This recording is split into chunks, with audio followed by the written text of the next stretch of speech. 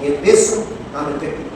நீர் பேசும் ஆண்டவரே, அடியார்கள் அதற்காகவே உடைய பாதப்படியை ஓடோடி வந்திருக்கின்றோம். உடைய நாமத்தின் மகிமைக்காக மாத்திரம் நீர் எங்களோடு இடைபட வேண்டுமாய் மீட்பெரும் இரட்சகருமாகிய இயேசுவின் நாமத்தில் தயவாய் ஜெபிக்கிறோம் ஜீவனுள்ள நல்ல பரலோக பிதாவே, ஆமென். ஆண்டவரும் இரட்சகருமாகிய இயேசு கிறிஸ்துவின் நாமத்தினாலே இந்த திருத்துவ பணிக்கு வருகின்ற 10வது ஞாயிற்றுக்கிழமை ஆராதனையை வருகை புரிந்திருக்கிற யாவரையும் அன்போடு வாழ்த்துகிறேன். வருக வருக என்று வரவேற்கிறேன். கடவுள் தாமே நம் அனைவரையும் வளர்த்ததிகமாக ஆசீர்வதித்து பலப்படுத்தி காப்பாராக. ஆமென். இந்த நாள் அருளுரைக்காக நாம் எடுத்துக்கொண்டிருக்கின்ற அந்த அருளுரை பகுதி, அது படிக்க கேட்ட நிருப பகுதியாகிய 1 கொரிந்தியர் 12வது அதிகாரம் 1 முதல் 11 வரை உள்ள இறைவசனத்தை வேகமாகவும் சத்தமாகவும் யாராவது வாசிக்கும்படியாக கேட்டுக்கொள்கிறேன். அன்றியும் சகோதரரே, ஆவிக்குரிய வரங்களை குறித்து நீங்கள் அறியாதிருக்க எனக்கு மனதில்லை. நீங்கள் அஞ்ஞானிகளாக இருந்தபோது ஏகப்பட்டபடியே உண்மையான விக்கிரகங்களிடத்தில் மனதை செலுத்துவீர்கள் என்று உங்களுக்கு தெரியுமே. ஆதலால் தேவனுடைய ஆவியினாலே பேசுகிற எவனும் இயேசுவை சபிக்கப்பட்டவர்கள் சொல்ல மாட்டான் என்றும், பரிசுத்த ஆவியினாலே என்று இயேசுவை கர்த்தர் என்று ஒருவரும் சொல்லக்கூடாது என்றும் உங்களுக்கு தெரிவிக்கிறேன். வரங்களில் வித்தியாசங்கள் உண்டு, ஆவியானவர் ஒருவரே. ஊழியங்களிலேயும் வித்தியாசங்கள் உண்டு, கர்த்தர் ஒருவரே. கிரியைகளிலும் வித்தியாசங்கள் உண்டு, எல்லோருக்கும் எல்லாவற்றையும் நடத்துகிற தேவன் ஒருவரே. ஆவியினுடைய அனுக்கிரகம் அவனுடைய பிரயோஜனத்திற்கு என்று அறிவிக்கப்பட்டிருக்கிறது. எப்படி எனில், ஒருவனுக்கு ஆவியினாலே ஞானத்தை போதிக்கும் வசனமும், வேறொருவனுக்கு அந்த ஆவியினாலே அறிவை உணர்த்தும் வசனமும், வேறொருவனுக்கு அந்த ஆவியினாலே விசுவாசமும், வேறொருவனுக்கு அந்த ஆவியினாலே குணமாக்கும் வரங்களும், வேறொருவனுக்கு அற்புதங்களை செய்யும் சக்தியும், வேறொருவனுக்கு தீர்க்க தரிசனம் கொடுத்தலும், வேறொருவனுக்கு ஆவிகளை பகுத்தறிதலும், வேறொருவனுக்கு கர்த்தர பாஷைகளை பேசுவதும், வேறொருவனுக்கு பாஷைகளை வியாக்கியானம் பண்ணுவதும் அளிக்கப்படுகிறது. இவைகளை எல்லாம் அந்த ஒரே ஆவியானவர் நடப்பித்து நம்முடைய சித்தத்தின்படியே அவனவனுக்கு பகிர்ந்து கொடுக்கிறார். பார்த்தவர்களே, இந்த பகுதி பவுலடிகளாரின் வழியாக கொழுந்துபட்ட ஜனங்களுக்கு எழுதப்பட்ட ஒரு மறைநூலாக இருக்கிறது. இது எழுதப்பட்டதற்கான பின்னணியும் என்ன? ஏன் எழுதப்பட்டது? ஏன் கொழுந்து சபை பட்டணத்தில் இருக்கிற ஜனங்களுக்கு பவுலடிகளார் இந்த வார்த்தையை ஏன் சொன்னார்? அதற்கான பின்னணியம் என்ன என்பதை நாம் அறிந்து கொண்டால்தான் இந்த வார்த்தையை நாம் எளிமையாக புரிந்து கொள்வதற்கும், அதன் வழியாக கர்த்தர் இந்த நாளிலே நம்மோடு என்ன காரியங்களை பேச இருக்கிறார் என்பதை நாம் தெளிவு பெற்றுக் கொள்வதற்கும் அது ஏதுள்ளதாக இருக்கும் என்று சொல்லி நான் நம்புகிறேன். விசுவாசி பார்த்தவர்களே, திருமறையிலே ஆதியாகமத்தில் இருந்து வெளிப்படுத்துதல் வரை என் இன்று வரை காலங்கள் என்பதை நாம் பகுத்து பார்க்க வேண்டிய அவசியம் நமக்கு இருக்கிறது. காலங்கள் அங்கே ஆதியாகமம் 1வது அதிகாரம் 1வது வசனத்தில் சொல்லப்பட்டிருக்கிறது, ஆதியிலே தேவன் வானத்தையும் பூமியையும் சிருஷ்டித்தாராக. இந்த வார்த்தையின் அடிப்படையில் ஆண்டவரை நாம் உற்று நோக்கினார். அவர் படைப்பின் கடவுளாக இருந்திருக்கிறார். எனவே அந்த படைப்புகள் அனைத்தும் தோற்றுவிக்கப்பட்ட அந்த காலகட்டங்களை படைப்பின் காலம் என்று நாம் வரையறுத்துக் கொள்ளலாம். அப்ப 1வது காலம் படைப்பின் காலம். அதற்கு அடுத்ததாக காலங்கள் அப்படியே நகர்ந்து கொண்டே வருகிறது. படைப்பின் காலத்தில் உருவாக்கப்பட்ட படைப்புகள் அனைத்தும் கர்த்தருடைய சித்தத்தை செய்யணும்ன்றதுதான் கர்த்தர் வச்சிருந்த பிளான். ஆனா அந்த படைப்புகள் செய்தது காரணம் என்னன்னா, 6வது அதிகாரம் 1வது வசனத்தை எடுத்து பார்த்தால், மனுஷனை நான் ஏன் படைச்சேன்னு சொல்லி கர்த்தர் வருத்தம் பண்ணார். ஏன்? அங்கே மனிதர்கள் தங்களுடைய சொந்த விருப்பத்திற்கும், சொந்த சித்தத்திற்கும், சொந்த ஈடுபாட்டிற்கும், சொந்த செயல்பாட்டிற்கும் விட்டுக் கொடுத்ததுதான் கர்த்தர் அந்த மனுஷங்களுக்கு வச்சிருந்த பிளான், திட்டம், அதை எக்ஸ்பெக்ட் பண்ண முடியும். இதன் விளைவாக என்ன நடந்ததுன்னா, அங்கே கர்த்தர் ஜனங்களுக்கும் கர்த்தருக்கும் இடையிலே ஒரு பிளவு ஏற்படுது. இந்த பிளவின் வழியாக கடவுளை அவர்கள் தரிசிப்பதையும் கடவுளிடத்திலிருந்து நேரடியாக ஆசீர்வாதத்தை பெற்றுக் கொள்வதற்கு அது ஒரு தடையாக ஏற்பட்டது. இந்த தடைகளை மாற்றினால்தான் ஜனங்களுக்கும் அங்கே கடவுளுக்கும் இருக்கின்ற உறவு புதுப்பிக்கப்படும். அப்ப அந்த உறவை புதுப்பித்துக் கொள்வதற்கு கர்த்தருடைய வசனம் சொல்கிறது, பாவத்தின் சம்பளம் மரணம். ஆனால் இந்த உறவை புதுப்பித்துக் கொண்டால்தான் இந்த பாவத்தின் சம்பளம் மரணம் என்கின்ற வேத வாக்கியம் மாற்றி எழுதப்படும். அப்ப கர்த்தர் என்ன செய்யறாரு? அவர் ஒரு பிளான் பண்றாரு. நான் ஜனங்களை நோவா காலத்திலேயே அடிக்க ஆரம்பிச்சிட்டேன். இப்படியே அடிச்சுட்டு போனோம்னா நான் படைத்த என்னுடைய படைப்பை என் கரங்களாலே முழுவதுமாக அடிக்கப்படணும். ஏன்னா அங்கே மனுஷனை தேடி பார்க்கிறார், யாராவது பாவம் செய்யாதவர்கள் இருப்பார்களா என்று பார்த்தா எல்லாரும் பாவிகளாகவே மாறினதுனால எல்லாரையும் நான் அழிச்சு காக்க என்னுடைய படைப்பினுடைய திட்டம், என்னுடைய படைப்பினுடைய நோக்கம், என்னுடைய படைப்பினுடைய தரிசனம் அது மாற்றப்பட்டு போயிடுவேன்னு சொல்லி அங்கே நியாயாதிபதிகளை ஏற்படுத்துகின்றார். அதுதான் 2வது காலமாகிய நியாயாதிபதிகளின் காலம். நியாயாதிபதிகள் எதற்காக உருவாக்கப்பட்டாங்கன்னு பார்த்தீங்கன்னா, மக்களை நீதியாகவும் நேர்மையாகவும் ஆட்சி செய்வதற்காகவும், எது சரி எது தப்பு என்பதை இவர்கள் ஜட்ஜ்மெண்ட் கொடுப்பதற்காகவும், அந்த வழக்குகளை விசாரிப்பதற்காகவும், ஜனங்களை கர்த்தரிடத்தில் திரும்புவதற்காகவும், நேர்மையான நீதியான பாதையை நடத்துவதற்காகவும் கர்த்தரால் தெரிவு செய்யப்பட்ட பாத்திரங்களாக உருவானவர்கள் நியாயாதிபதிகள். நியாயாதிபதிகள் போக போக போக போக தங்களுடைய விருப்பத்திற்கும், தங்களுடைய போஸ்டிங்கை பாதுகாக்கிறதுக்கும், தங்களுடைய ஆளுமை திறனை வளர்த்துக் கொள்வதற்கும் அவர்கள் பயன்படுத்தினால தங்களுடைய சித்தம், தங்களுடைய தரிசனம், தங்களுடைய நோக்கம் நியாயாதிபதிகளுடைய வாழ்க்கையை மாற்றி எழுது. கர்த்தர் வருத்தப்படுறாரு. நியாயாதிபதிகளுடைய காலத்துக்கு ஒரு முற்றுப்புள்ளியை வைக்க வேண்டும். நியாயாதிபதிகளுடைய காலம் முற்றுப்புள்ளி ஆயிடுச்சு. அதுக்கு அடுத்ததாக ஏதாவது ஒரு காலத்தை புதிதாக தோற்றுவிக்கிற ஒன்றின் முடிவு மற்றொன்றினுடைய துவக்கம். ஆண்டவர் இயேசு கிறிஸ்து 6வது வார்த்தையில் சொல்லுகின்றார், சிலுவையில் முடிந்த வார்த்தை முடிந்தது. ஒன்றின் முடிவு மற்றொன்றின் துவக்கம். அங்கே ஆண்டவர் இயேசு கிறிஸ்துவுடைய அங்கே நற்செய்தி பயணம் முடிவாக இருக்கும் பொழுது மீண்டுமாக அவருக்கு பின்வருகின்ற சீடர்கள் அந்த நற்செய்தி பயணத்தை துவங்க ஆரம்பிக்கின்றார்கள். அதுதான் ஒன்றின் முடிவு மற்றொன்றினுடைய துவக்கமாக இருக்கிறது. ஆக இதே அடிப்படையிலே நியாயாதிபதிகளுடைய காலத்தின் முடிவு ராஜாக்களின் காலம் அடுத்ததாக ஸ்டார்ட் ஆகுது. ராஜாக்களை நேர்மையாகவும் நீதியாகவும் மக்களை ஆளுவதற்காக ராஜாக்களை ஏற்படுத்தி கொண்டு வந்து அரியணையில் அமர்த்துகின்றார் சவுல் என்கின்ற அரசன். 1வது அரசனாக அமர்கிறார்.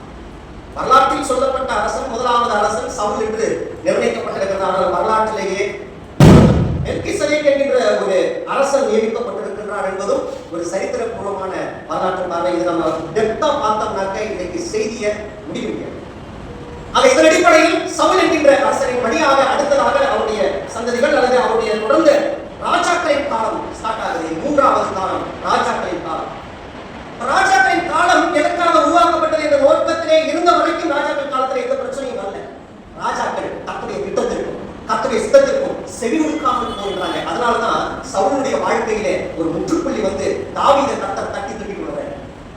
நல்லா பாருங்க, கர்த்தர் சொன்ன வார்த்தையை சவுல் செஞ்சிருந்தா அவர் வாழ்க்கையில பிரச்சனை இல்லை. அவருடைய சந்ததி தான் ஆட்சி செஞ்சிருக்கும், அவருடைய தலைமுறை தான் ஆட்சி செஞ்சிருக்கும். கர்த்தருடைய வார்த்தைக்கு அவர் செவிமடுக்காமல் போனதால் அவருடைய சந்ததிக்கு கொடுக்க இருந்த ஆசீர்வாதம் பறிக்கப்பட்டு போகும்.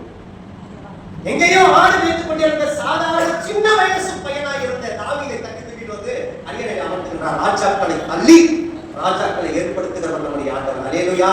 இந்த ஆண்டவர் சாதாரணமானவர் இல்லைங்க. யாருக்கு எந்த நேரத்துல எதை செய்யணும்ன்றதை கரெக்டா பிளான் பண்ணி செய்யறவர் தான் நம்முடைய ஆண்டவர். அதனால அங்கே தாவீதை அமரச் செய்கிறார். தாவீதுக்கு பிறகு அவருடைய சந்ததி வரணும். தாவீது செய்த பாவத்தின் விளைவாக அவருடைய வாழ்க்கையிலே பல கடுமாற்றங்கள் ஏற்படுது. அவர் மீண்டுமாக சவுலை போன்று சரண்டர் ஆக இல்ல. ஆனா இவர் சரண்டர் ஆகல.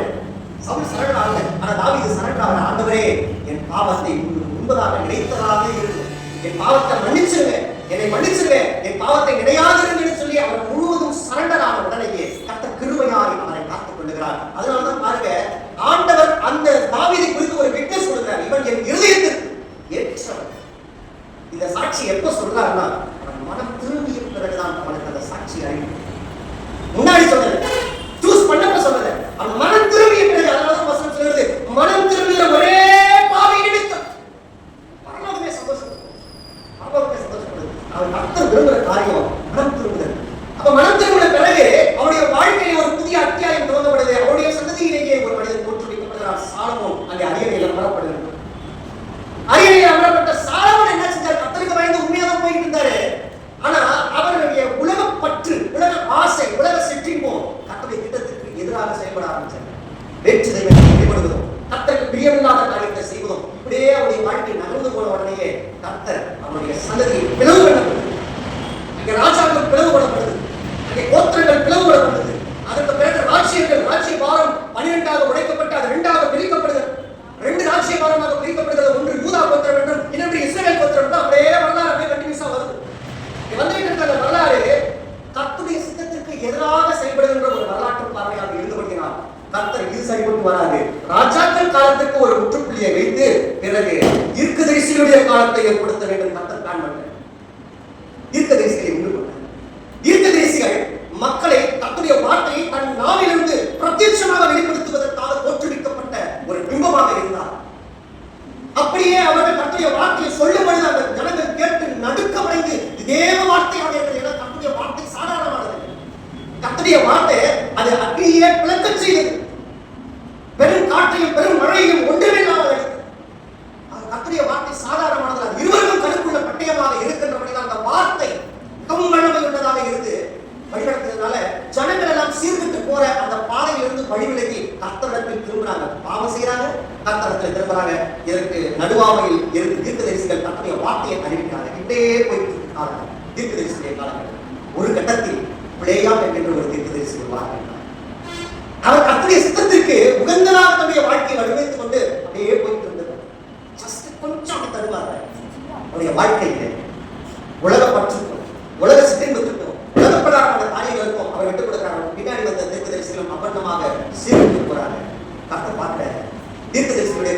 அப்படியே கண்டினியூ ஆனிச்சுன்னா என்னுடைய திட்டம் நடைமுறையாக.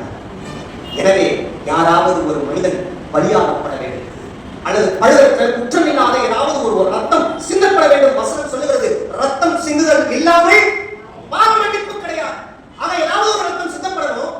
அது உடனே பலி என்கின்ற ஒரு கான்செப்டை கொண்டு வந்து வச்ச உடனேயே அவங்க எல்லாம் என்ன பண்றாங்க, பாவம் செய்யாம இருக்கிறதுக்காகத்தான் பலி கொடுக்க வேண்டிய கான்செப்டை கொண்டு வந்தாரு. காட்டு புறாக்களையாவது அல்லது புறா குஞ்சுகளையாவது அல்லது காளைகளையாவது பழுதற்ற ஆட்டுக்குட்டியாவது பலியிடத்தில் கொண்டு வந்து தகன பலி கொடுத்து விட்டு குற்ற நிவாரணம் பண்ணி பாவ நிவாரணம் பண்ணி அந்த பலிகளுக்கு 5 பலிகள் அந்த 5 பலிகளை செலுத்தி தன்னுடைய பாவங்களை நிவர்த்தி செய்வதற்காக உண்டாக்கப்பட்டது.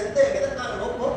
அவன் இனி பாவம் செய்வத அந்த மிருகங்கள் அல்லது அந்த பலி பொருட்கள் குடிதுடித்து இறப்பதை கண்ணால் பார்த்து என் பாவத்திற்காக பாவமறியாத ஒரு மிருகம் பலி கொடுக்கப்படுகிறதே என்கின்ற ஒரு உணர்வு இருக்கணும்ன்றதுக்காக பலி கான்செப்ட் கொண்டு வந்தாங்க. ஆனா மனுஷன் என்ன பண்ணாங்க, அந்த பலியே தொடர்ந்து ரொட்டீனா செய்ய ஆரம்பிச்சாங்க. நம்மளால கொஞ்சம் இன்னும் எக்ஸ்ட்ராடினரியா யோசிக்க ஆரம்பிச்சிட்டாங்க.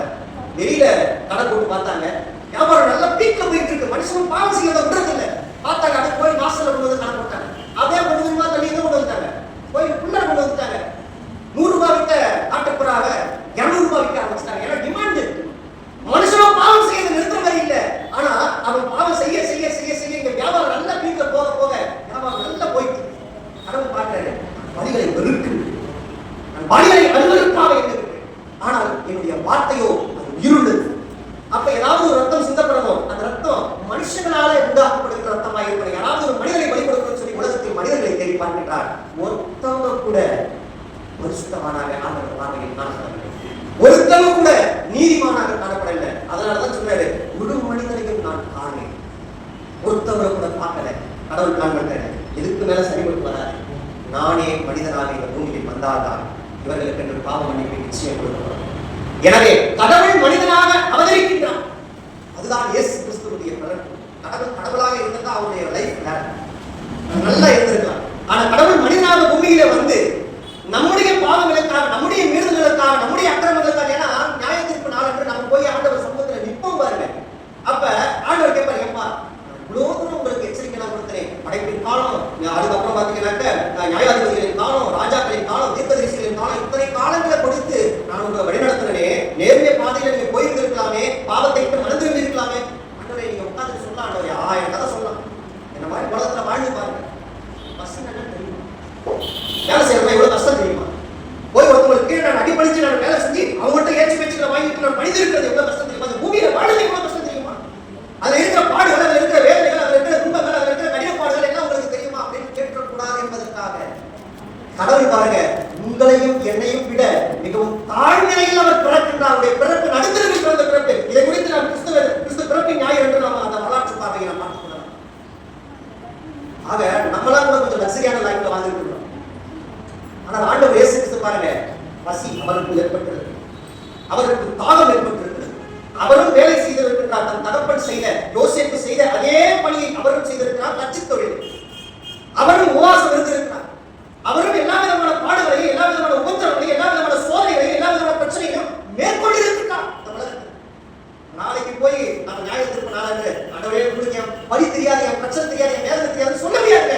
உங்களையும் என்னையை விட அதிக பாடுகளை சந்தித்திருக்கிறார், அதிக வேதனைகளை சந்தித்திருக்கிறார், அதிக துன்பங்களை சந்தித்திருக்கிறார். ஆனாலும் துன்பங்களை அவர் இன்பமாக மாற்றி செயல்கொள்ளுகிறவராக அவர் வாழ்ந்து காண்பித்திருக்கிறார். அதே போல நாமும் செயல்கொள்ளுகிறவர்களாக வாழ்வோம். கர்த்தர் நமக்கு முன் மாதிரியாக, ஒரு மாதிரியாக இல்லை, முன் மாதிரியாக அவர் வாழ்ந்து காண்பித்திருக்கிறார். அப்ப கர்த்தர் படைக்கப்பட்டதற்கு ஒரு நோக்கம் இருந்தது. அது ஜனங்கள் மீட்கப்பட வேண்டும் என்பதற்காக. எனவே அடுத்த காலம் உருவாகிறது, மீட்பின் காலம். ஆண்டவர் இயேசு கிறிஸ்து மரணத்தின் பிறகு அங்கு நடக்கின்ற சம்பவம் ஒரு மீட்பின் அடையாளம் உருவாகிறது. எனவே ஆண்டவர் இயேசு கிறிஸ்து தோற்றுவிக்கப்பட்ட அந்த காலகட்டங்களில் இருந்து அவர் மறைந்த அந்த காலகட்டங்கள் வரை மீண்டும் உயிர்த்தெழுந்த காலகட்டங்கள் துவங்கி மீட்பின் காலம் உண்டாயிடுச்சு. சரி, இதோட காலங்கள் நிறைவு பெற்றுச்சாலும் பார்த்தா அதுக்கு அடுத்தது ஒரு காலம் உருவாகுது. அது திருச்சபையின் காலம். சபை தோற்றுவிக்கப்படுகின்ற காலம், கிறிஸ்தவர்கள் உருவாக்கப்படுகின்ற காலம், கிறிஸ்துவை பின்பற்றுகிறவர்கள் ஜனனமாகுகின்ற ஒரு காலம். இப்படியே உருவாகி திருச்சபை அப்படியே வளர ஆரம்பிக்குது. இதுதான் திருச்சபையின் காலத்தில் போய்கிட்டே இருக்கிற நேரத்துல அடுத்த காலங்களுக்குள்ளாக சடனா பயணித்து அதுதான் நாம் வாழ்கின்ற இந்த நாட்கள் வரை, இனி வருகின்ற நாட்கள் வரை இருக்கின்ற காலமாகிய கடைசி காலம். நம்ம வாழ்கிற நாட்கள் கடைசி காலத்தை வாழ்ந்து கொண்டிருக்கிறோம்.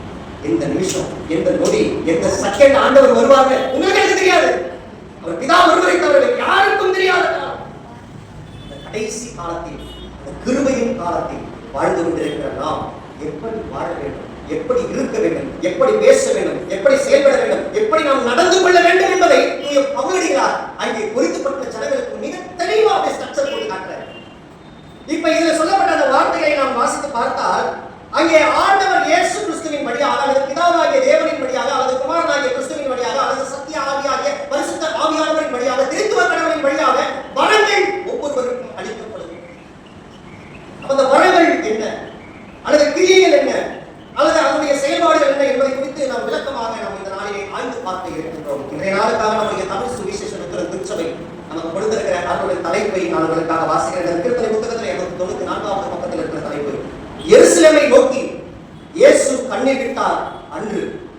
எருசலேமை நோக்கி இயேசு கண்ணீர் விட்டார் அன்று, இன்று உன்னையும் என்னையும் கண்டு கண்ணீர் விடுகிறார். இன்று உன்னையும் என்னையும் கண்டு கண்ணீர் விடுகிறார். பார்த்தவர்களே, ஏன் கண்ணீர் விட வேண்டும்? நாம் அனைவரும் நித்திய ஜீவனை அடைய வேண்டும் என்று கர்த்தர் விரும்புகிறார். உங்களுக்கும் எனக்கும் அவர் வச்சிருக்கிற தரிசனம் அல்லது திட்டம் அல்லது நோக்கம், அவருடைய சித்தம் ஒன்று இருக்கிறது.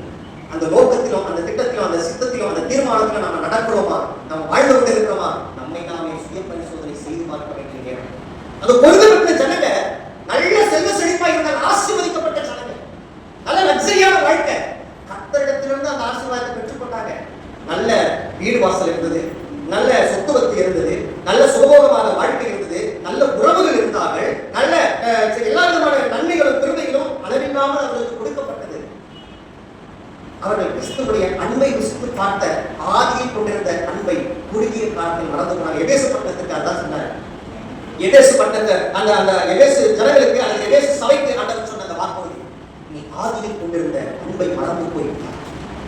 இந்த பொழுதுபட்ட ஜனங்கள் அப்படித்தான் ஆதியில் அவ்வளவு விசுவாசமா இருந்தாங்க, அவ்வளவு பக்தி நிலை கொண்டவர்களாக இருந்தாங்க. இப்படி உருவாக்கிய பொருந்து சபைக்குள்ளார பாலிடிக்ஸ் வரும். இங்கதான் பிரச்சனை, டேர்னிங் பாயிண்ட் வரும். எங்க சபைக்குள்ளார தேவ சமாதானம் விலக வேண்டுமோ அந்த சபைக்குள்ளார போட்டிகளும் பொறாமைகளும் பதவி ஆசைகளும் உள்ளே நுழைய ஆரம்பிக்கும். யாரிடத்தில் நான் ஞானஸ்நானத்தை பெற்றுக்கொள்ள வேண்டும்? பவுலிடத்திலா, கேவாவிடத்திலா? யாரிடத்தில் நான் வாங்குவது? அது விலையேறப்பட்டதாக இருக்கும். அந்த பவுலினுடைய ஊழியம் சபை ஊழியம் கிடையாது. நல்லா பாருங்க, பவுலுடைய ஊழியம் சபை ஊழியமே கிடையாது. அவர் சபையை தோற்றுவித்து விட்டு அப்போஸ்தலனாக அவர் கடந்து செல்ல வேண்டியதுதான் அவருடைய தரிசனம். அதைத்தான் செய்கிறார். அவர் என்ன பண்றாரு? ஒரு சபையை தோற்றுவித்து அந்த ஒருங்குபட்ட ஜனங்களை வழிநடத்துவதற்காக அங்கே மூப்பர்களையும் அல்லது போதகர்களையும் அல்லது மேய்ப்பர்களையும் அவர் ஏற்படுத்தி விட்டு அந்த இடத்தை விட்டு கடந்து அப்படியே கவுன்சில போயிடுறாரு. அவர் ஒவ்வொரு பட்டணங்களாக ஒவ்வொரு சபையை தோற்றுவிக்கிறதுக்காக கிளம்பிட்டார்.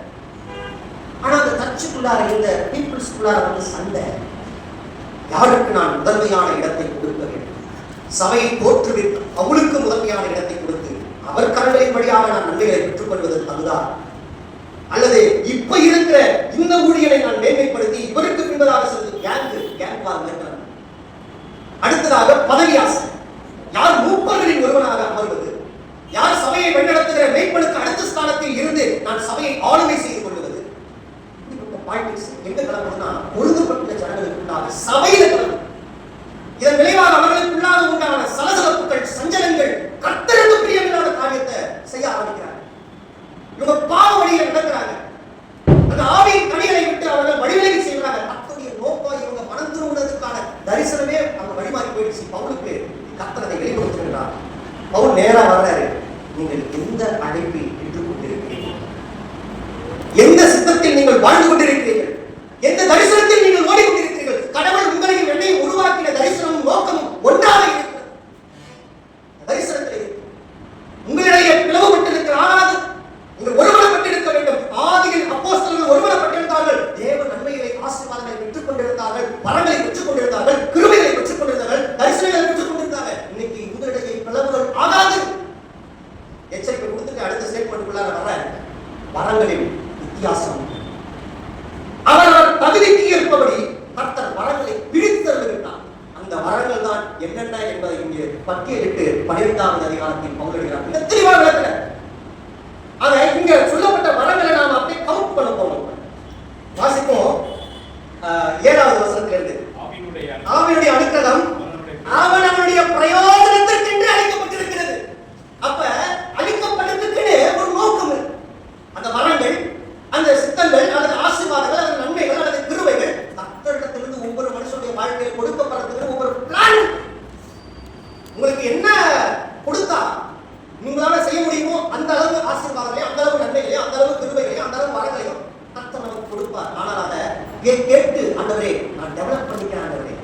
நான் இன்னும் அதிகமாக உமக்காக எழுப்பி பிரகாசிக்க செயல்படுகிறேன். நான் ஆண்டவரோடு நெருங்க நெருங்க நெருங்க நெருங்க கேட்க கேட்க கேட்க கேட்க கேளுங்கள், அப்பொழுது உங்கள் சந்தோஷம் நிறைவாயிருக்கும்படி பெற்றுக் கொள்ளுங்கள் ஆண்டவர் சொன்னார்ல. அந்த வார்த்தையின் அடிப்படையில நிறைவான நன்மைகளை, நிறைவான கிருபைகளை கர்த்தர் கொடுப்பார். பாருங்க, இப்ப நம்ம வரங்களுக்குள்ளாக கடந்து வந்திருக்கிறது. நம்ம இன்னும் அநேக காரியங்களை பார்க்க வேண்டியிருக்கிறது. வாசிக்கும் தொடர்ந்து 8வது வசனம். எப்படி எனில் ஒருவனுக்கு ஆவியினாலே ஞானத்தை ஒன்று, வேறொருவனுக்கு அந்த ஆவியினாலே அறிவை உணர்த்தும் வசனமும் 2, வேறொருவனுக்கு அந்த ஆவியினாலே விசுவாசமும் 3, வேறொருவனுக்கு அந்த ஆவியினாலே குணமாக்கும் வரங்களும் 4, வேறொருவனுக்கு அற்புதங்களை செய்யும் சக்தியும் 5, வேறொருவனுக்கு தீர்க்க தரிசனம் உரைத்தலும் 6, வேறொருவனுக்கு ஆவிகளை பகுத்தறிதலும் 7, வேறொருவனுக்கு பற்பல பாஷைகளை பேசுதலும் 8, வேறொருவனுக்கு பாஷைகளை வியாக்கியானம் பண்ணுதலும் அளிக்கப்படுகிறதாக 9 வந்துருச்சு. 9 வந்துருச்சு. கவுண்ட் பண்ணி பார்த்தது. ஆக 9 என்பது என்கின்ற எண் அங்கே திருமறையில் மிக முக்கியம் வாய்ந்ததாக இருக்கிறது. அந்த ஐக்கியத்திற்கு அடையாளமாக 9 என்கின்ற எண்ணை பயன்படுத்துகிறார்கள். அல்லது சமாதானம் என்கின்ற ஒரு வார்த்தைக்கு 9 என்கின்ற எண்ணை பயன்படுத்துகின்றார்கள்.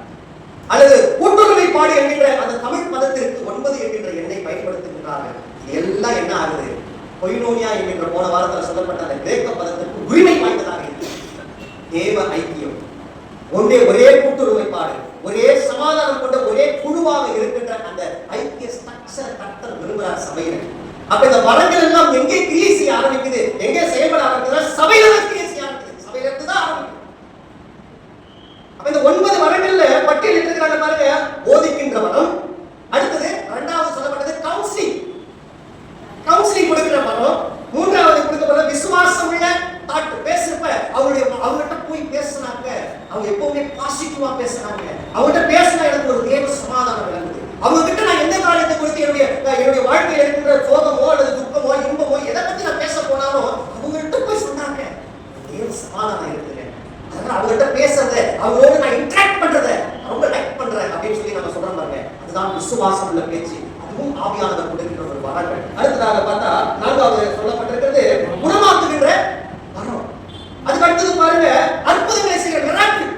நிறைய அற்புதங்கள் அருஞ்செயல்கள் இயற்கைக்கு அப்பாற்பட்ட செயல்களை செய்யக்கூடிய ஒரு வரம். அதுக்கு அடுத்தது தீர்க்க தரிசனம் சொல்றது. அடுத்தது ஆவிகளை பகுத்தறிகிறது.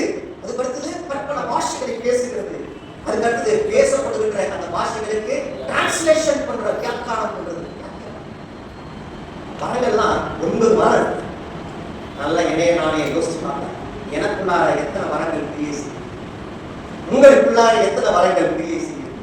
நாம வரங்கள் கிரியை செய்து கொடுத்திருக்கோம். அதுக்கு முன்னாடி எல்லாரும் வெளியே மற்ற இண்டிபெண்டன்ட் சர்ச்சஸ்ல நம்ம போன உடனே ஃபர்ஸ்ட் அவங்க கேட்கிற ஒரே கேள்வி, ரட்சி போட்டீங்களா பிரதர் சிஸ்டர், நீங்க ரட்சி போட்டீங்களா? அம்மாள் கேட்ட உடனே வேர்த்து விரும்புறது ரொம்ப கஷ்டம். ரட்சிப்பு மட்டும் பதவியும் தெரியலையே. ரட்சிப்பு என்பது என்ன? வேதத்தின் அடிப்படையில் நான் உங்களுக்கு ஆதாரத்தை சொல்லுவேன். நீங்கள் நாம் ரட்சிக்கப்பட்டோமா இல்லையான்றது நீங்களே யோசிக்கணும். இயேசு கிறிஸ்துவின் ரத்தம் சகல பாவங்களையும் நீக்கி என்னை சுத்திகரிக்கும் என்ற வசனத்தை நான் விசுவாசித்து என்னுடைய உள்ளத்தில் ஏற்றுக்கொண்டவனாக நான் வாழ ஆரம்பிச்சிட்டனாலே நான் ரட்சிக்கப்பட்டேன். இப்ப சொல்லுங்க, நீங்க ரட்சிக்கப்பட்டீங்களா? யாராவது கேட்டா ஒரே வார்த்தை ஆன்சர் பண்ணுவோம், என் ஆண்டவருடைய ரத்தம் என் பாவங்களை நீக்கி என்னை பரிசுத்தப்படுத்தும் என்கிற வார்த்தையை நான் என்னுடைய வாழ்க்கையை நான் ஏற்றுக்கொண்டிருக்கிறேன், விசுவாசித்திருக்கிறேன். அதன் வழியில் நான் நடக்க என் வாழ்க்கையை நான் ஒப்புக்கொடுத்திருக்கிறேன். எனவே நான் ரட்சிப்படைந்து இருக்கிறேன். அடுத்த கொஸ்டின் நம்ம கேட்பாங்க, பிரதர் பரிசுத்தாவை பெற்று படிக்கிறேன். உடனே நம்மளுக்கெல்லாம் பயம் வரும். ஐயோ இருக்கிறாரா நம்மளால இல்லையான்னு தெரியும், எப்படி இருப்பாரு எப்படி தெரியல, அதை நம்ம ஃபீல் பண்ணது கூட இல்லையே. ஒருவேளை அவங்க சொல்றபடி ஒருவேளை பரவச நிலையில ஒருவேளை அதை பெற்றுக்கொள்ள முடியுமா? அது எப்படி இருக்கும்? வசனம் தெளிவாக சொல்லுகிறது. இயேசு கிறிஸ்து ஞானஸ்நானம் பெறுவதற்காக யோர்தான் நதிக்கரை கடந்து சென்றார். அவர் ஞானஸ்நானம் பெற்ற பிறகு புறாவின் வடிவத்தில் பரிசுத்த ஆவியானவர் அவர் மீது வெளியிட்டார் என்று வசனம் சொல்லுகிறது. இந்த வார்த்தைகளின் அடிப்படையில் மாற்றினர் தெளிவாக சொல்லுகிறார். ஒருவன் ஜலத்தினால் ஆவினாலும் பிறக்காவிட்டால் தேவனுடைய ராஜ்யத்தில் பிரவேசிக்க முடியாத இந்த வார்த்தையின் அடிப்படையில் ஒருவன் எப்பொழுது ஞானஸ்நானத்தை பெற்றுக் கொள்கிறானோ அப்பொழுது பரிசுத்த ஆவியானவர் அவனோடு கூட தங்கியாயிற்று. சத்திய ஆவியானவர் அவனோடு கூட தங்கியாயிட்டார். அப்ப ஞானஸ்நானம் பெற்ற பொழுதே பரிசுத்த ஆவியானவர் எனக்குள்ளார வந்துட்டாரு. அதனாலதான் வசனம் சொல்லுது பாருங்க, சத்திய ஆவியானவரை ஒருபோதும் நீங்கள் துக்கப்படுத்தாதீர்கள். ஏன்னா அவர் எங்க இருக்கிறாரு? எங்கேயோ இல்லை, எங்கேயோ இல்லை, எனக்குள்ளாக இருக்கிறார், எனக்குள்ளாக இருக்கிறார். அதனாலதான் ஒரு பாட்டு எல்லா உத்தர சபையில் அதிகமாக பயன்படுத்துற ஒரு பாடல் எனக்கு ரொம்ப அது விமர்சனத்துக்குரிய ஒரு பாடல். ஆவியானவரே, அன்பின் ஆவியானவரே, இப்போ வாரும். அவர் எங்க இருக்கிறார்? இறங்கி வரும். எனக்கு ரொம்ப நாள் டவுட் ஆயிடுச்சு. ஆண்டவரே இறங்கி வாங்க, இறங்கி வாங்க, இறங்கி வாங்க. அதாவது ஜெபத்திலே வீண் வார்த்தைகளை கலப்பாதிருங்கள் என்ற வார்த்தையில நம்ம தெளிவா சொல்லப்பட்டிருக்கிறது. அவர் உங்களோடு கூட இருக்கிறார், உங்களில் வாசம் செய்கிறேன் சொல்லி இருக்கிறார். அதை விட்டுட்டு நாம அர்த்தமற்ற ஒரு பாரம்பரியம், அர்த்தமற்ற ஒரு நடைமுறையை நம்மளே ஒரு சச்ச உருவாக்கிட்டு இப்படிதான் போயிட்டு இருக்கோம். சத்தியத்தை அறிவீர்கள், சத்திய மாத்திரம் உங்களை விடுதலையாகும். அவர் உங்களுக்குள்ளாக வாசம் செய்யும். எனக்குள்ளாக இருக்கிற ஆவியானவர் எனக்குள்ளாக கிரியை செய்ய விடணும். அவர் எனக்குள்ளாக இருக்கிறார். ஒரு மொபைல் ஒரு அப்ளிகேஷனை டவுன்லோட் பண்றது ரொம்ப ஈஸி. ஆனா டவுன்லோட் பண்ண அந்த அப்ளிகேஷனை அடுத்த கட்டத்திற்குள்ளாக நகர்த்தணும்னா நான் இன்ஸ்டாலேஷன் பண்ணணும். அப்ப நான் இன்ஸ்டால் பண்ணாதான் அந்த காரியம் எனக்கு பயனுள்ளதாக மாற்றப்படும். அதே போல ஆவியானவர் எனக்குள்ளாக இருக்கிறார் என்பதை நான் மற்றவர்களுக்கு காண்பிக்கணும்னா அவரை கிரியை செய்ய விடணும். ஆனா நம்ம பரமண்ட ஜெபத்துல சொல்லுவோம், பரமண்ட கர்த்தாவே உம்முடைய நாமம் பரிசுத்தப்படுவதாக, உம்முடைய ராஜ்யம் வருவதாக. அது அடுத்ததாக சொல்லுங்க, உம்முடைய சித்தம் பரமண்டலத்தில் செய்யப்படுகிறது போல் பூமியிலேயும் செய்யப்படுவதாக விட்டுக்கோமா. என்னைக்காவது கர்த்தருடைய சித்தம் பரமண்டலத்தில் எப்படி செய்யப்படுகிறதோ அதே போல நம்ம வாழ்க்கையில பூலோக வாழ்க்கையில செய்யப்படுறதுக்கு நம்ம விட்டுக்கோம். இல்லையே ஆண்டவரே பிரச்சனையா, ஆண்டவரே வீட்டுல மனைவி தொண்டு தாங்க முடியாது, ஆண்டவரே வீட்டுல இந்த பிரச்சனை இருக்குது, ஆண்டவரே ஆண்டவரே பொருளாதார பிரச்சனை இருக்குது, ஆண்டவரே அந்த பிரச்சனை இருக்குது, ஆண்டவரே படிக்க போனா படிப்பு பிரச்சனை இருக்குது, ஆண்டவரே காலேஜுக்கு போனா காலேஜ் பிரச்சனை இருக்குது, ஆண்டவரே அங்க வேலை செஞ்சா வேலை செய்யறாங்க மேல அதிகாரியுடைய பிரச்சனை இருக்குது. ஆண்டவர் சொல்றாரு, ஏற்ற காலத்தில் நான் உங்களை உயர்த்தும்படி என்னுடைய பலத்த கரங்களுக்குள்ளாக அடங்கி நம்ம ஒரே குணமனாக பழம்புறோம். அதனாலதான் அவங்க பாருங்க, செபிக்க வேண்டிய விதமாவது ஃபர்ஸ்ட் அந்த ஜெபத்துடைய பரவண்ட ஜெபத்தை எடுத்து ஸ்ட்ரக்சர் போட்டு பார்த்தோம்னா 3 விதமான காரியம். முதலாவது பிரைஸ் பண்ற, ஆண்டவரை துதிக்கின்றார், கர்த்தரை போற்றுகின்றார், பிதாவாகிய தேவனை உயர்த்துகின்றார், தேவ நாமத்தை மகிமைப்படுத்துகின்றார். அடுத்ததாக வர்றாரு, நன்றி சொல்றாரு, தேங்க்ஸ் பண்றாரு. அடுத்ததாக ஸ்தோத்திரத்தோடு கூடிய நன்றி சொல்லுகிறார். மூன்றாவதாக அவருடைய எதிர்கால திட்டத்தை அவர் கரங்களுக்குள்ளாக விட்டுவிட்டார். ஒவ்வொரு மனிதர்களும் எதிர்கால திட்டத்தையும் எதிர்கால சித்தத்தையும் எதிர்கால காரியங்களையும் கர்த்தருடைய கரங்களை விட்டு கொடுத்துவிட்டு நீங்கள் செபிக்க வேண்டிய விதமாவது. அப்ப ஒரு மனுஷன் சாதாரணமா செபிக்கணும்னா எப்படி செபிக்கணும்னா, தீர்க்கதரிசியுடைய வாழ்க்கையில் அவர்கள் ஜெபித்த ஜெபமுறைகள் எல்லாவற்றையும் நம்ம எடுத்து பார்த்தா சக்சஸ்ஃபுல் ஜெபம் அதுதான். அவங்க எடுத்த உடனேயே அவங்களுக்காக ஜெபம் பண்ணது கிடையாது. முதல்ல அவங்க சுத்தி உள்ளவங்களுக்காக ஜெபிக்கிறாங்க. அதுக்கு முன்னாடி 2:7-14 நாம் எப்படி ஜெபிக்கணும்ன்றதை அவர் தெளிவா சொல்லிக் கொடுக்கிறார். என் நாமம் தரிப்பிக்கப்பட்ட என் ஜனங்கள் தங்களை தாழ்த்தி ஜெபம் பண்ணி என் முகத்தை தேடி அவர்கள் செய்த பொல்லாத வழிகளை விட்டு திரும்புவார்கள். அப்பொழுது பரலோகத்தில் இருக்கிற நான் அவருடைய பாவத்தை மன்னித்து, எவ்வளவு ஸ்ட்ரக்சர் வச்சிருக்கிறார், இவ்வளவு படிநிலைகளை கடந்து நம்ம வரணும். அதுக்கு பிறகுதான் தேசத்தில் சேமத்தை ஆசீர்வாதத்தை கொடுக்க நம்முடைய வாழ்க்கையிலும் நம்ம பண்ற ஜபத்துக்கு பதில் கிடைக்கணும்னா ஏதோ இந்த காரியத்தில் ஏதோ படிநிலையில் ஏதோ மிஸ்டேக் ஆயிருக்கு, இந்த படிநிலையில் ஏதோ மிஸ்டேக் ஆயிருக்கு. அப்ப இதை நம்ம சீர்திருத்திக் கொள்ளணும். தன் பாவங்களை மறைக்கிறவன் வாழ்வடைய மாட்டான், அவைகளை அறிக்கை செய்து விட்டுறணும். அப்ப அப்படிப்பட்ட ஒரு செயலாக்கத்துக்குள்ளாக நம்ம செயல்பட ஆரம்பிக்கும் பொழுது பரலோகத்தில் இருக்கிற பிதாவாகிய தேவனுக்கும் உங்களுக்கும் இணைக்கின்ற உறவின் கட்டமைப்பு அப்படியே கண்டினியூ ஆகிட்டு இருக்கும். அதான் நான் உங்களுக்கு அடிக்கடி சொல்லுவேன், ஒரு போன் இருக்குது அப்படின்னா நான் இங்கிருந்து ஹலோன்னு நான் பேசுறேன்னா அந்த ஹலோன்ற வார்த்தை வந்து காதுல கேட்கணும். நான் பேசுறது உங்களுக்கு கேட்காம, நீங்க பேசுறது எனக்கு கேட்காம, 2 பேரும் ஹலோ ஹலோன்னு கத்திட்டு இருந்தோம்னா ஒன்றும் யூஸ் இல்லைங்க. அங்க ஒரு கம்யூனிகேஷன் பிரச்சனை ஏற்படுது, அங்க ஒரு உறவுக்கான ஒரு பிளவு ஏற்படுது. பிதாவாகிய தேவனுக்கும் நமக்கும் அல்லது கர்த்தராகிய கிறிஸ்துவுக்கும் நமக்கும் அல்லது பரிசுத்த ஆவியானவராகிய கிறிஸ்துவ கடவுளுக்கும் நமக்கும் இடையில பிளவு உண்டாக்குறது நாம செய்யற பாவம் தான். அந்த பாவத்தை முதலாவது உடைக்கணும். அப்படின்னா அவர் ரத்தத்தினால இலவசமாய் கொடுக்கப்பட்டிருக்கிற அந்த மீட்பின் ரட்சிப்பை முதலாவது நம்ம சுத்திகரித்துக் கொண்டே இருக்கணும். டெய்லி நான் சொல்றேன், டெய்லி எப்படி நம்முடைய உடைகளை நம்ம துவைச்சு போடணுமோ அதே போல தினம் அவருடைய பாதத்தில் அமர்ந்து, ஆண்டவரே இந்த நாள்ல நான் வந்திருக்கேன்ப்பா, இந்த நாள் முழுவதும் நான் பரிசுத்த பரிசுத்தமாய் வாழ உதவி செய்யுங்க. நைட்டு தூங்க போறதுக்கு முன்னாடி ஆண்டவரே நாள் முழுவதும் எவ்வளவோ உமக்கு விரோதமாக அயலானுக்கு விரோதமாக பாவம் செஞ்சுட்டப்பா, என் பாவத்தெல்லாம் அறிக்கையிட்டுறேன். அறிந்து அறியாமல் தெரிந்து தெரியாமல் புரிந்து புரியாமல் நான் செய்த எல்லா பாவத்தையும் ரத்தத்தினால கழுவி என்னை பரிசுத்தப்படுத்துங்க. இயேசு கிறிஸ்துவின் ரத்தம் சகல பாவங்களை நீக்கி என்னை பரிசுத்தப்படுத்தணும்னு வசனம் சொல்லியிருக்குப்பா. அந்த வசனத்தின் அடிப்படையில என்னை நான் சுத்திகரித்துக் கொள்கிறேன். சுத்திகரிப்பின் மூலமாகத்தான் உன்னுடைய வாழ்க்கையில என்னுடைய வாழ்க்கையிலும் நன்மையும் ஆசீர்வாதத்தை நாம் பெற்றுக்கொள்ள முடியும். எதனால நீ போய் திருமறையை கடையில வேணாலும் பண்ணி பாருங்க. யார் யாரெல்லாம் திருமறையிலே அவருடைய வாழ்க்கையை சுத்திகரித்துக் கொள்கிறார்களோ அத்தனை பேரும் ஜெயம் கொள்ளுகிறவர்களாக மாறி இருக்காங்க. அப்ப நம்முடைய வாழ்க்கையில அப்படியே டிரான்ஸ்ஃபார்ம் பண்ணிக்கிட்டே இருக்கும். அப்படியே உருமாற்றம் அடைந்து கொண்டே இருக்கணும். அதனாலதான் சொல்றாரு, கிறிஸ்துவை காணுகிறவன் என்னை காணும். அப்ப என் வாழ்க்கை முழுவதுமாக புதிதாக்கப்பட்டவனாக, அதான் உள்ளார்ந்த மனிதன் நாளுக்கு நாள் புதிதாக்கப்படுகின்ற நேரம் இது. எந்த நேரம்? அவர் காலத்தில் அமருகின்ற நேரம், அவரோடு உறவாடுகின்ற நேரம், அவரோடு பயணிக்கின்ற நேரம், அவரோடு நம்ம உறவாட நம்ம வாழ்க்கையை அர்ப்பணிக்கின்ற அந்த நேரம் என்னை நான் புதுப்பித்துக் கொள்ளுகிற வாழ்க்கைக்குள்ளாக நான் நடந்து வருகிறோம். அப்ப அப்படிப்பட்ட நேரத்துக்குள்ளாக நான் போகும்பொழுது இந்த வரங்கள் என்னுடைய வாழ்க்கையில ஆக்டிவேஷன் ஆயிடும், கிரியை செய்ய ஆரம்பிச்சிடும். அப்ப இந்த வரங்கள்ல எத்தனை வரங்கள் எனக்கு கொடுக்கப்படுகிறது, எத்தனை வரங்களை நான் பெற்றுக் கொள்ளுகிறேன்னா, நான் எவ்வளவு நேரம் ஒரு காலத்துல அமர்கின்றேனோ அவ்வளவு வரங்கள் கர்த்தர் எனக்கு கொடுப்பார், அவ்வளவு கிருபைகளை கொடுப்பார், அவ்வளவு ஆசீர்வாதங்களை கொடுப்பார். அதான் சொல்ற பாருங்க, 10 அது கர்த்தருக்குரியது. மீண்டும் மீண்டும் சொல்லுகிறது தான், 10 அது கர்த்தருக்குரியது. அது ஆசீர்வாதமாக இருந்தாலும் சரி, அது நேரமாக இருந்தாலும் சரி, 24 மணி நேரங்கள் நமக்கு கொடுக்கப்பட்டிருக்கு. அது 2.5 மணி நேரம் கம்பல்சரி ஒரு நாள்ல நம்ம ஆண்டவருக்கு கொடுக்கணும். அது 2.5 மணி நேரம் கண்டினியூஸா நீங்க கொடுக்குறீங்களோ இல்லையோ, கட் பண்ணி கூட கொடுத்துடலாம். அது மொத்தத்தில் 2.5 மணி நேரம் கர்த்தருக்குரியது. கர்த்தருக்கு நம்ம கொடுத்தே இருக்கணும். ராயனுக்குரியது ராயனுக்கு, தேவனுக்குரியது தேவனுக்கு. நீங்களும் நான் கொடுத்தோம்னா அவர் நமக்கு கொடுக்காமல் ஆசீர்வாதத்தை தடை பண்ண போறதே இல்லை. இதுதாங்க ஃபார்முலா. அவரிடத்திலிருந்து நன்மையை, அவரிடத்திலிருந்து தேவ சமாதானத்தை, அவரிடத்திலிருந்து ஆசீர்வாதத்தை பெற்றுக்கொள்ளணும்னா அவருக்குரியதை அவருக்கு கொடுத்துட்டு நீங்க பிறகு உங்களுடைய காரியத்தை நீங்க செய்ய போகும்போது ஜெயமோ கர்த்தரால். குதிரை யுத்த நாளுக்கு ஆயத்தப்படும், ஆனால் ஜெயமோ கர்த்தரால். அவர்களுடைய வாழ்க்கையில என்னுடைய வாழ்க்கையோ ஜெயமோ நன்மையோ கிருபையோ ஆசீர்வாதங்களோ எல்லாமோ கர்த்தரிடத்திலிருந்து தானே கரெக்டா கிடைக்கும். எப்ப அவரிடத்தில் நாம் கொடுக்கும் பொழுது, அவரிடத்தில் நேரத்தை நாம் கொடுக்கும். அப்ப கொடுக்கப்படுறத பாருங்க, அந்த வரங்கள், அந்த வரங்கள் 9 வரங்களை கர்த்தரிடத்திலிருந்து கிருபையாய் நாம் முதலாவது பெற்றுக்கொள்ள வேண்டும். இந்த சொல்லப்பட்டிருக்கிற 9 வரங்கள், அப்ப பெற்றுக்கொண்ட அந்த வரங்களை நான் எப்படி இந்த உலகத்துல எக்ஸிக்யூட் பண்ணி காமிக்கிறது? அதுதான் கலாத்தியர் 5ஆம் அதிகாரத்தில் சொல்லப்பட்டிருக்கிறது. 9 கனிகள், ஆவியின் கனிகளோ 9: அன்பு, சந்தோஷம், சமாதானம், நீதி, பொறுமை, நற்குணம், தயவு, சாந்தம், நிச்சயத்தை 9 விட்டு வந்துடுறாங்க.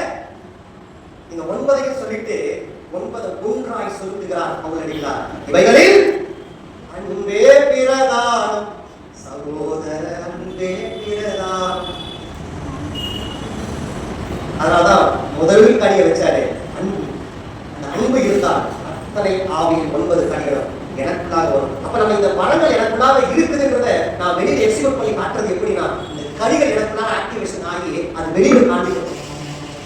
என்னிடத்துல பேச வர்றாங்க, என்னிடத்துல உறவாட வர்றாங்கன்னா, என்னிடத்திலிருந்து 9 கனிகள் செயல்படுவதை அவங்க பார்த்துட்டாங்கனாலே என்னிடத்துல மரங்கள் ஆட்டோமேட்டிக்கா ஆக்டிவ் பண்ண ஆரம்பிச்சு கிரியை செஞ்ச அந்த மரங்கள் அநேகருக்கு பிரயோஜனம் உள்ளதாக மாறும். ஆக நானே மற்றவர்களுக்கு பயனுள்ளவனாக மாறி போகிறேன். அதுவரை நான் சாதாரண மனிதனாக இருக்கிற நான் இயற்கைக்கு அப்பாற்பட்ட காரியங்களை செய்ய ஆரம்பிச்சிருவேன். இயற்கைக்கு முன்னாடி எதெல்லாம் இயற்கை தடுத்து வச்சிருக்குதோ அதுக்கு தாண்டிய காரியங்களை, அற்புதங்கள், அடையாளங்கள், வரங்கள் எல்லாம் கிரியேட் செய்ய ஆரம்பிச்சு. அப்ப கர்த்தரிடத்திலிருந்து வரங்களை பெற்றுக்கொள்ள வேண்டும் முதலாவது. இரண்டாவது, அதை கனிகளின் வழியாக பிறரிடத்தில் காண்பிக்க வேண்டும். காண்பிக்கப்பட்ட அந்த கனிகளை நான் எப்படி செயலாக்கத்துக்குள்ளாக கொண்டு வருவானா, மூன்றாவது ஒன்று இருக்கிறது. அதுதான் ரொம்ப முக்கியமானது, தாளந்துகள், டேலண்ட். வசனத்தில் மிகச் தெளிவாக சொல்லப்பட்டிருக்கிறது, ஒவ்வொருவருக்கும் கர்த்தர் தாளந்துகளை பகுத்து கொடுக்கிறார். ஒருவரிடத்திலே 5 தாளந்தை கொடுத்தார், ஒருவரிடத்திலே 3 தாளந்து 2 தாளந்து கொடுத்தாரு, இன்னொருத்தர் இடத்துல 1 தாளந்து கொடுத்தாரு. அவர்கிட்ட கொடுத்துட்டு இதை என்ன பண்ணுங்க, நீங்க எப்படி வச்சுக்கணுமோ எப்படி பயன்படுத்தணுமோ அப்படி பயன்படுத்துங்க சொல்லி அனுப்பிட்டாரு. குறித்த காலம் வந்த பிறகு அவரிடத்தில் அவன் கணக்கு கேட்கிறவராக இருக்கிறார். கணக்கு கேட்கும்போது அவங்க என்ன பண்றாங்க, அதை அப்படியே மல்டிப்ளை பண்றாங்க, டெவலப் பண்றாங்க.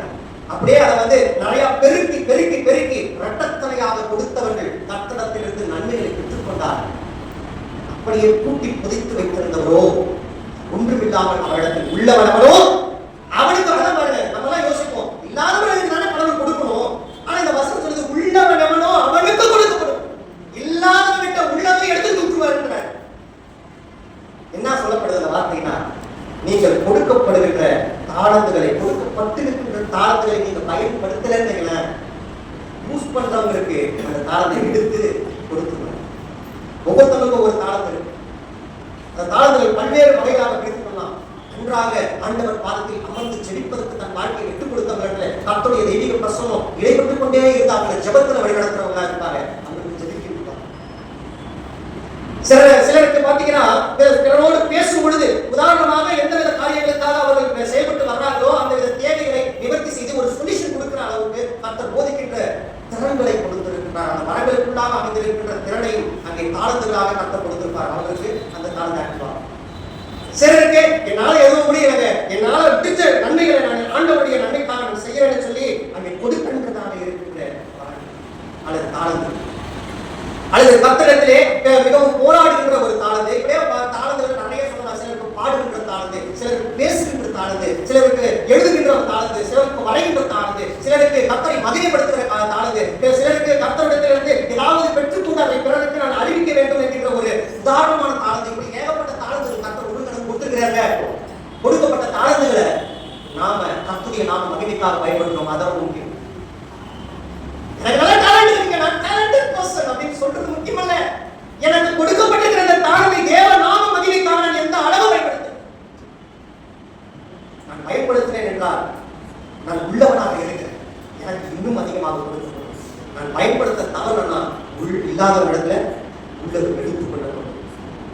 அப்படி ஆசீர்வாதத்தை பெற்றுக் கொள்றதுக்கு தான் நம்மளால இருக்கணும். அப்படியே நன்மையை பெற்றுக் கொள்றதுக்கு தான் நம்ம இருக்கணும். கர்த்தர் நம்மை நோக்கி பார்த்துக் கொண்டிருக்கிறார். அதனால்தான் இன்றைய நாள் தலைப்பு சொல்கிறது, எருசலேமை நோக்கி கண்ணீர் விட்டார் இயேசு கண்ணீர். இன்று உங்களையும் என்னையும் பார்த்து கண்ணீர் விட்டு நமக்கு கொடுக்கப்படுகிற தாளத்தை நாம் ஆண்டவர் நாமத்துக்கு பயன்படுவதாக பயன்படுத்தி இருக்கிறோமா என்பதை உங்களுக்கும் எனக்கும் இல்லை, எனக்கு கர்த்தர் தெரியும். நான் பயன்படுத்தனா இல்லையான்றதை கர்த்தர் அறிவார். நீங்க பயன்படுத்துறீங்களா இல்லையான்றதை கர்த்தர் அறிவார். உங்களையும் என்னையும் பார்த்து கர்த்தர் கண்ணீர் விட்டுக் கொண்டிருக்கிறார். உங்களுக்கும் எனக்கு வைத்திருக்கின்ற அந்த தரிசனம், உங்களுக்கும் எனக்கு கொடுத்திருக்கிற அந்த வரங்கள், உங்களுக்கும் எனக்கு கொடுத்திருக்கிற அந்த தாளந்துகள், உங்களுக்கும் எனக்கு கொடுத்திருக்கிற ஆவியின் கனிகள் ஆக்டிவ் பண்ணாம நமக்கு சுயஸ்தத்திற்கு இடம் கொடுத்து நம்ம வாழ்ந்துட்டு இருக்கோம்னு சொல்லி கர்த்தர் உங்களையும் பார்த்து கண்ணீர் வைத்துக் கொண்டிருக்கிறார். கண்ணீர் வைத்துக் கொண்டிருக்கிறார். ஆவியானவர் சபைகளுக்கு சொல்லுகிறது, காதுள்ளவர் கேட்கிறது, காது உள்ளவர் கேட்கிறவன் என்ற வார்த்தை மிக தெளிவாக மீண்டும் மீண்டும் நமக்கு எச்சரிக்கை கொடுக்கிறது. இந்த தருணத்தை சரியாக பயன்படுத்த இனி வருகின்ற நாட்களில் கர்த்தர் எனக்கு கொடுத்த தாளந்துகளை நான் தேவநாம மகிமைக்காக பயன்படுத்தும். கர்த்தர் என்னிடத்தில் கொடுத்திருக்கின்ற அல்லது கர்த்தரிடத்தில் நான் பெற்றிருக்கின்ற அந்த வரங்களை நான் கர்த்தருடைய நாமத்திற்கு மகிமைக்காக பயன்படுத்தும். அதை கனிகளின் வழியாக அநேக அறிவுப்படி நான் பிறருக்கு காண்பிக்கும் பொழுது தேவநாம மகிமைப்படும். அதுதான் வெள்ளிக்கிழமை ஆராதனையிலே ஒரு மனிதனுடைய வாழ்க்கை குறிப்பை பற்றி நாம் பார்க்கிறோம். இயேசுவோடு உண்டு வருகிய மனிதன், இயேசுடைய பிரத்யட்ச அழைப்பை பெற்றுக் கொண்டிருந்த மனிதன், அவன் பாருங்க, அவனுடைய அழைப்பு, அவனுடைய தரிசனம், அவனுடைய நோக்கம் எல்லாம் ஆண்டவர் என்ன கூப்பிட்டாரு. பல அரசிக்கிற நம்ம அப்பாவோட செபதேயு என்கின்ற மனிதனுடைய மகனாக இருந்த செபதேயுக்கும் சலோமிக்கும் மகனாக பிறந்த மூத்த மகன் யாக்கோபு. இவரை பத்தி தான் நம்ம வெள்ளிக்கிழமை இந்த யாக்கோபு அப்படி அழைப்பை பெற்றுக்கொண்ட உடனேயே பல அரசிக்கிற போட்டுக்கிறாருங்க. தான் எடுத்துட்டு வந்த போட்டை விட்டுறாரு, தான் சம்பாதிச்சு வச்சிருந்த மீன்களை அப்படியே விட்டுறாரு, காசு பணத்தை தூக்கி போட்டுறாரு. என் தேவனை அழைத்து விட்டான். உலகமா தேவனா என்று பார்க்கும் பொழுது நான் தேவனுக்கு என் வாழ்க்கை நான் அர்ப்பணிக்கிறேன், எல்லாத்தையும் விட்டுட்டேன். தன்னை தான் வெறுத்து தன் சீரை எடுத்துக்கொண்டு ஆண்டவரை பின்பற்ற கொண்டார். ஆனா அவருடைய இயற்கை குணாதிசயத்தை பற்றி நம்ம இன்னைக்கு பார்த்தோம். ரொம்ப கடுமையான கோபத்தார்கள். அதனாலதான் பாருங்க, எல்லா நேரத்திலும் அவர் என்ன பண்றாரு, ஆண்டவரே இந்த ஜனங்கள் நம்ம பாருங்க மோசமான இருக்கிறாரு, இவங்க உடனே வாழ்ந்து அக்கியை இறக்க பண்ணி அவன் அழிச்சு போட்டு ஆண்டவரே. நிறைய காரியத்தில் அவர் கோபப்பட்டிருப்பாரு. அழிப்பதற்கல்ல, நிறைவேற்றுவதற்கான நடந்தது. ஆண்டு ஒவ்வொரு நேரத்தையும் அவருக்கு சமாதானத்தை கொடுத்துட்டே இருக்க தேவ சமாதானம். அவங்ககிட்ட கேட்கிறாரு, உங்க அம்மா வந்து கேட்கிறாங்க இயேசுகிட்ட, சலோமி யார்? என்னுடைய மூத்த மகனை உன்னுடைய வலது பக்கத்திலும் இளைய மகனை என்னுடைய உங்களுடைய இடது பக்கத்திலும் பரலோகத்தில் நீங்க அமரும் பொழுது உட்கார வச்சுருக்கியா? அப்ப இந்த நேரத்துல ஆண்டவர் சொன்னாரு, துன்ப கிண்ணத்தை ஏந்துகிறவன் தான் அங்கே பரலோகத்திற்குள்ளாக பிரவேசிப்பான். உடனே சொல்ற ஆமாண்டவரே, நான் அந்த துன்பத்தை ஏற்றுவதற்கு தயாராக வாழ்க்கை அப்படிங்கிற வசனத்தில் இருக்கிறதை மாத்திரம் நான் உங்களுக்கு பேசுறேன். யாக்கோபு அப்ப சொன்னாருங்க, அந்த வார்த்தையை அப்பா அவர் உணர்ந்து பார்த்தாரா இல்லையோ, எப்போ உணர்றாருன்னா அங்க அப்போஸ்தலர் 12வது அதிகாரத்தில் உணர அந்த 2வது வசனத்திலே அவர் வாளால வெட்டப்பட்டு தன்னுடைய மரணத்தை சந்திக்கின்ற அந்த தருவாயில் மிகவும் பாடுபட்டு மிகவும் வேதனைப்பட்டு அடிக்கப்பட்டு துன்பப்படுத்தப்பட்டு அங்கே ஆசாரியர்களாலும் லேவியர்களாலும் அங்கே பிரதான ஆசாரியர்களாலும் சபையில் இருக்கிற மூப்பர்களாலும் அவர் துன்புறுத்தப்பட்டு ராஜாவினுடைய அரசு ஆணையின் அடிப்படையில் அவர் வாளால் வெட்டப்பட்டு தனியா வந்து செத்து போறாரு. அப்ப கூட அந்த சாகர அந்த நொடியில் அவர் சொல்றாரு, இதாவே இவர்கள் மணி இவர்கள் செய்தது இல்லதென்று சொன்னார். என் அர்த்தப்படி அவங்க மேல சுமைத்தாதீங்கப்பா, அவர்களை நான் நேசிக்கிறேன், அவர்களை ஆசீர்வதிக்கிறேன். இதுதான் அன்பு, இதுதான் கனி, இதுதான் அவர் ஆண்டவர்கிட்ட பெற்றுக் கொண்டிருக்கிற வரத்தை வெளிப்படுத்தி காமிக்கிறார். இந்த கனி அவர் வெளிப்படுத்தின உடனே அந்த பிராக்ஷன் ஆஃப் செகண்ட் என்ன ஆகுது, அவர் மரணத்திற்கு பிறகு அந்த கூடியிருந்த அனைத்து ஜனங்களுடைய இருதயமே கலக்கம் இல்லாமல் இந்த சபையே ஒன்றுமில்லாமல் செதறி போகும் வசனத்தை. அதனாலதான் பவுலை பார்த்து ஆண்டவர் சொல்றாரு, துன்பப்படுத்துகிற நாம ஒருவேளை கர்த்தரை விட்டு வழி விலகி போறதுக்காக நம்ம கார்டு வச்சுக்கிட்டு நம்மளே நம்ம அண்டர்எஸ்டிமேட் பண்ணிக்குவோம். அதான் தந்திட்டாங்க, எவ்வளவோ டேலண்ட் இருக்காங்க, எவ்வளவோ பெரிய பெரிய நல்ல லாங்குவேஜ் எல்லாம் எனக்கெல்லாம் வராது, அல்லது என்னாலலாம் பேச தெரியாது, என்னாலலாம் பாட தெரியாது, என்னாலலாம் செயல்பட முடியாது, எனக்கெல்லாம் ஒரு மரமும் இல்லை, எனக்கெல்லாம் ஒரு கனியும் இல்லை, எனக்கெல்லாம் ஒரு தாளந்தும் இல்லை, நான்லாம் இந்த உலகத்தை வாழறதுக்கே யூஸ்லெஸ். நீங்க வேணா சொல்லிக்கலாம். யானைக்கு ஒரே ஒரு காரியம் பாருங்க, யானை அது வளர்ந்து போன பிறகு யானை என்ன பண்ணுவாங்க தெரியுமா, ஒரு இடத்துல இருந்து அது நகர்ந்து போகக்கூடாதுன்னு ஒரு சின்னோடு கையில் அது காலை கட்டி விடுவாங்க. நல்லா யோசிப்பாங்க, யானையுடைய பலம் என்னன்றது நமக்கு தெரியும். ஒரு பெரிய காட்டு மரத்தையே லேசா ஒரு சாட்சினா குட்டி கையால சாட்சினா முடிஞ்சு போச்சு. ஒரு கட்டடம் இருக்கிற அந்த வீடிய அது தன்னுடைய துதிக்கையால ஒரு அடி அடிச்சதுனால விரிசு அவ்வளவு ஒரு பலம் இருக்குது. ஆனா ஒரு சின்ன கயிறு கொண்டு கட்டுப்பட்டு இருக்குது. அது சின்ன பிள்ளைய என்ன பண்ணுவாங்களா, அது சின்ன பிள்ளையா இருக்கும்போது அதனுடைய சக்திக்கு மீறிய ஒரு சக்தியாக இருக்கின்ற நல்ல மொத்தமான கயிறு எடுத்து காலை கட்டி விட்டுவாங்க. அது சின்ன பிள்ளைய இழுத்து இழுத்து இழுத்து இழுத்து இழுத்து இழுத்து பார்க்கும். இழுத்து பார்த்தப்ப என்ன ஆகும், நம்மளால முடியாது, ஒரு நாள் இருக்கும், 2 நாள் இருக்கும், 3 நாள் இருக்கும், 4 நாள் இருக்கும், அப்படியே இழுத்து இழுத்து ஒரு குறிப்பிட்ட நாட்கள் வர அது பழக ஆரம்பிச்சிடும். அதுக்கப்புறம் அது மைண்ட் செட் ஆகிடும். கயிறு கட்டிட்டாங்கன்னா நம்மளால ஒன்றும் செய்ய முடியாது, அவ்வளவுதான் அப்படின்ற மைண்ட் செட் ஆகிடும். அதனால அது வளர்ந்த பிறகும் யானைக்கு தன் பலம் என்னன்றது தெரியாம போயிடுது. இதே போலதான் நம்முடைய வாழ்க்கை, நம்முடைய ஒர்த் என்னன்றது நமக்கு தெரியல, நம்முடைய வேல்யூ என்னன்றது நமக்கு தெரியல. கர்த்தர் உங்களை சாதாரண மனுஷனாக இல்லைங்க, அசாதாரண காரியங்களை செய்வதற்காக உண்டு பண்ணியிருக்கு. அந்நிய கண்ணால அதை நம்ம சொந்த கண்ணால பார்க்கிற அளவுக்கு நம்ம பார்த்து வியந்து போற அளவுக்கு கர்த்தர் உங்களை எண்ணெய் கொண்டு மிகப்பெரிய காரியங்கள் மாபெரும் காரியங்களை செய்வார். அதனால ஆண்டவர் சொல்லியிருக்கார், நீங்கள் என்னை போலும் செய்வீர்கள், என்னுடைய மேலான காரியங்களை செய்வீர்கள் ஆண்டவர் சொல்லியிருக்காரு. ஆனா நம்முடைய வேல்யூ நமக்கு தெரியாத இருக்கிறவரை நம்ம டம்மியா இருக்கும். நம்முடைய மதிப்பு, நம்முடைய திறன், நம்முடைய தகுதி என்ன என்பதை நாம் அறிந்து கொண்டு கர்த்தருக்காக எழுதி செயல்பட ஆரம்பிச்சுட்டோம்னாக்க நீங்களும் நானும் சாதாரணமான காரியங்களை செய்ய முடியும். இன்னைக்கு ஒரு தீர்மானத்தை ஆண்டவரே, நான் சோம்பேறி கடத்தைக்கும் அல்லது என்னுடைய சுயஸ்தத்திற்கு செயல்படுத்ததுனால, சுய விருப்பத்திற்கு நான் ஈடு கொடுத்ததுனால உங்களுடைய தரிசனத்தை நான் இழந்து போயிருக்கேன், உங்களுடைய அழைப்பை நான் இழந்து போயிருக்கிறேன், நீங்க கொடுத்த வரங்களை நான் ஆக்டிவ் பண்ண விட்டுட்டாங்க. இன்னைக்கு நான் மனம் திரும்புறேன், மனம் மாறுறேன். மனம் திரும்ப ஒரே பாவம் கொடுத்த மரணமே சந்தோஷமா இருக்கிறது போல நான் இன்றைக்கு மனம் திரும்ப இங்க வருகிற நாட்டிலே உமக்காக நான் எழுதி பிரகாசிக்க கர்த்தருக்கு பயனுள்ளவனா வாழ என் வாழ்க்கையை நான் அர்ப்பணிக்கிறேன். ஆண்டவர் பார்த்து நம்மை தாட்டி ஒப்பு கொடுக்கணுமா, அந்த இருந்த இடத்துல நான் கண்களை மூடிக்கொள்வோம், 2 நிமிடம் கௌரவமாக ஆண்டோடைய பாதப்படியில் உங்களை நீங்களே ஒப்பு கொடுங்க.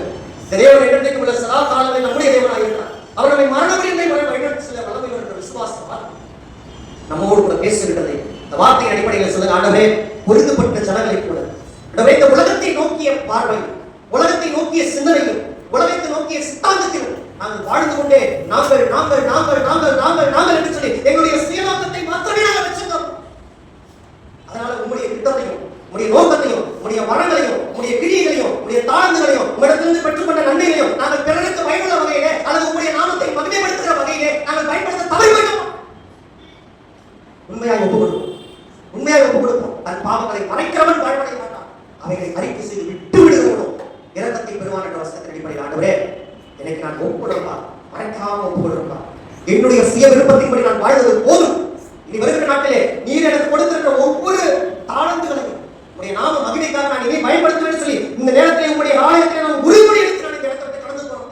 பரிசுத்த ஆவியானவர்